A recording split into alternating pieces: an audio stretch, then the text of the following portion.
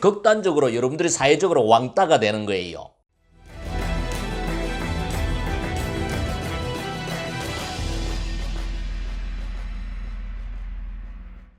여러분들 신용 등급이 몇 등급입니까? 아마 다들 잘 알고 계실 거예요. 올해부터는 이 신용평가가 등급제에서 점수제로 더 세분화되었어요. 그래서 이 신용 점수에 따라서 여러분들이 은행에서 대출을 받을 때도 기준이 되고 또 각종 금융 거래를 할 때도 이 신용 점수는 대단히 중요한 기준이 됩니다. 그것뿐만 아니라 여러분들이 새로운 회사에 입사할 때도 이건 평가 기준이 되고 사업을 할 때도 이 신용 점수는 평가 기준이 됩니다. 그래서 신용 관리를 잘 해야 합니다. 자, 그렇다면 여러분들 평판 등급은 몇 등급이에요? 평판 관리는 잘 하고 계시나요? 대부분 사람들은 신용 관리는 잘 하는데 평판 관리는 잘 하지를 못해요. 평판 점수라는 게 뭐냐?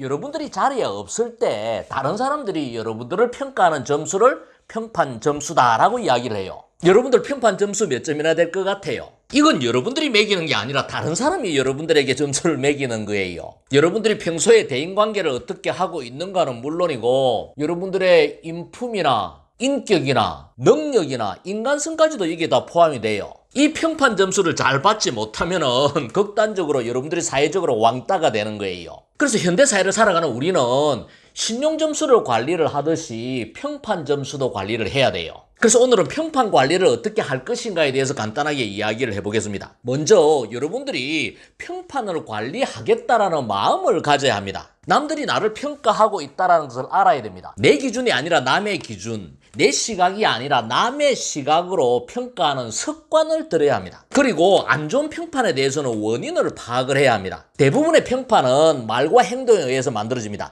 내가 하는 말, 내가 하는 행동이 남에게 어떻게 비춰지는가, 내 의도하고는 다르게 남에게 오해를 불러일으키지는 않는가를 항상 유념해야 합니다. 그리고 안 좋은 평판에 대해서는 그 원인을 찾아야 합니다. 좋은 평판보다는 안 좋은 평판이 전파력이 훨씬 더 강한 거예요. 그리고 평소에 평판 관리를 해야 합니다. 평판은 하루아침에 만들어지는 게 아니거든요. 가식이나 쇼로 만들어지는 게 아니다라는 거예요. 그래서 평판을 물을 때는 오랫동안 함께 근무한 사람에게 물어요. 헤드헌트에서 평판 조사를 할 때도 아주 한 10년 정도는 같이 근무한 사람에게 그 사람에 대한 평판 조사를 해요. 그렇다면 평소에 우리는 어떻게 평판 관리를 해야 할까요? 사실은 이거 다 아는 내용이지만 사실은 실천을 하지 않는 것들이 많아요. 다 아는 이야기 한번 해보면은 출근을 일찍 해야 돼요. 왜 출근을 일찍 해야 되느냐? 출근은 성실성의 척도가 되는 거거든요. 그래서 출근을 일찍 한 사람은 성실한 사람이다라는 평판을 받게 된다라는 거예요. 그 다음에는 약속을 잘 지켜야 돼요. 사소한 약속이라도 약속을 했다라면 꼭 지켜야 돼요. 그래야만이 신용 있는 사람이라는 평판을 받게 되는 거예요. 그 다음에는 인사를 잘해야 돼요. 인사는 친근감의 표현이에요. 내가 친근감을 표현을 하면은 상대는 호감을 가지게 되는 거예요. 그래서 호감 있는 사람이라는 평판을 얻게 되는 거예요.